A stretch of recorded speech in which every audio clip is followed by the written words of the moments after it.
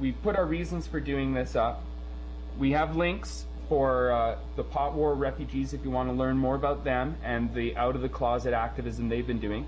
We have links on escaped slaves, on Jews fleeing Nazi persecution, the Vietnam War draft dodger slave, and do check these out because they have lots more information to back up what we're saying about the United States. There are such things as refugees from the United States, no matter what Randy White tells you. And then we get to the part where who qualifies for help. And this is important too. We don't have a lot of resources to this. We would love other people to join us and help set up safe houses because we only have, you know, the money for a few beds right now. So if you can set up a bed and you can contact us, there's contact information on the website. We have, if you are either one, facing time in jail that you cannot serve, and or two, need cannabis medicinally to survive, and three, have enough money to stay sheltered and fed until four, you get a not, and this is important, a not illegal, it could be under the table, just don't expect big pot farm communes when you get here. If you can get a job and you have 5, a plan, and 6, a backup plan on how to find work, then if you've taken the time to do at least that much for yourself, we can help you. We can help you. We got a bed, clean sheets, we got blankets and towels so you can have a shower, and we got a phone for you so you can start making calls and start looking for another place and get your stuff sent here. That's what we're going to do for you, and we're going to try to do more for you, but right now that's all we can do. So again, don't expect work once you get here. You're going to have to supply us ahead of time, and we're going to have an address for you. This is a temporary address. We want to send it to the railroad, care of the BCMP HQ. That's 307 West Hastings, Vancouver, BC, Canada, V6B1H6.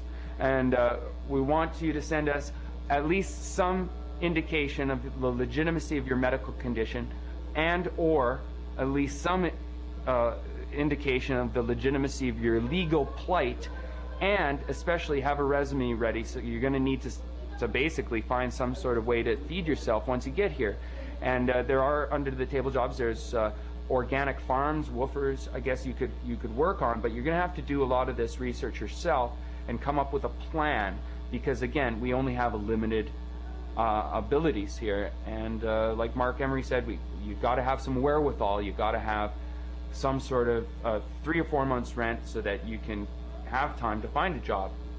Now, we hope this experience turns you into an activist and that you help other refugees once you're here. We hope that American refugees that came up from the Vietnam War, who are established now, help us out here, because you know, we don't have infinite money pockets. We're doing a lot of other things. We're trying to win at the Supreme Court. We're trying to help out with the medicinal front, and we're trying to help out in states in the rest of the world. So we are tapped right now. We're just doing this on a bare bones budget, and again, we need your help.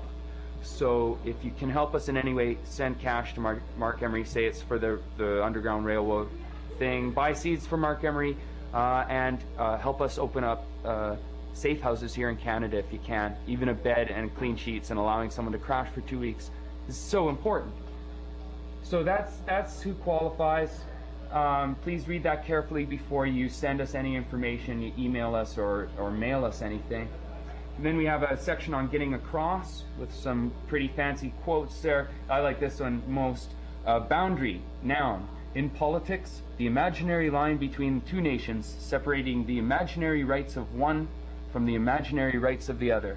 Ambrose Bierce, The Devil's Dictionary, 1911. Now, that's pretty good because they're all constructs, right? The border's just a construct that we imposed upon the planet. It's just out of our heads, and it serves a purpose there only to guarantee that there's going to be rights on at least one of those borders. And if the imaginary rights in America are being dissolved, then cross that imaginary border. It's just a border. It doesn't mean anything unless we make it mean something, and hopefully it means something by having rights here. Then we have information on crossing legally. We have information on crossing the other way, but we want you to read all that carefully. If you have any other suggestions for the website, please email me at thegreenmachine@excite.com, and I'll try to include them if you have any other information that you think we would find helpful. And then we have information on what to do once you are in Canada. The safe house contacts, again, in Vancouver, if you're coming up around the west side of Canada, so far we have one contact for you here.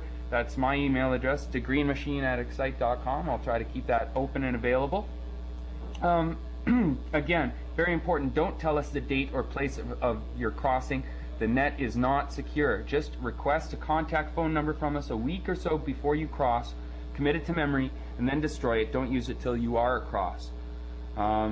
We also want you to have your important legal papers and your important medical papers ready to mail to you once you get up here, so that you can have them FedExed in 1 or 2 days and in your hands, so that we can help you better and we can get you set up maybe at the Compassion Club.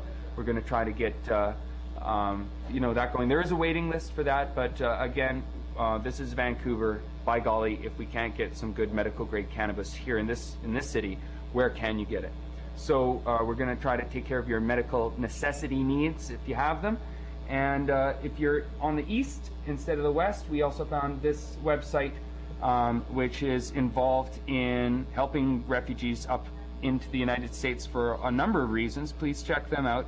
They are another option. We want this list to grow, and we want a list of secret safe houses that can't be advertised on the internet. We want that list to grow too. So again, if you can help us out in that respect, please do. And then we have information on how to become an official refugee. We're going to learn as much as possible on how to put you through the system so they can't come dragging you away. Now we're going to have a short interview with Renee Boje about the latest on the activist refugees. And then again, if you have any questions or comments, please leave them in the review section of this show, and I'll try to get to them as soon as humanly possible.